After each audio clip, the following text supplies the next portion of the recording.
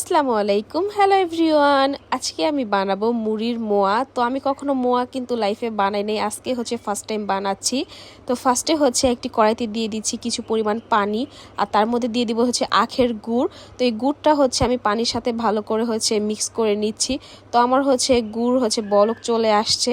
তো আমি এরকমভাবে দেখছিলাম তো এটা তার আসছে কিনা। তো পানির মধ্যে দিয়ে হচ্ছে ট্রাই করে, মানে আমি ছোটোবেলায় হচ্ছে আমার নানুকে আর কি দেখছিলাম একবার মোয়া বানাইতে।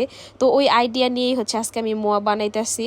তো জানি না হয় কিনা, আমি আল্লাহ আল্লাহ করে বানাইতেছিলাম যে আল্লাহ যদি না হয় তাহলে তো আমি আম্মুর কাছে বকা খাবো যে এত মাতবুরি ক্যান করো। তো এই জন্য হচ্ছে মানে আমি অনেক টেনশনে ছিলাম। আমার চাস্তো ভাইকে হচ্ছে সুনতে খাতনা করানো হয়েছে, তো ওকে হচ্ছে মোয়া দিব কিন্তু কিনতে হচ্ছে পাই নাই, এই জন্য হচ্ছে আমি বাসে ট্রাই করতেছি।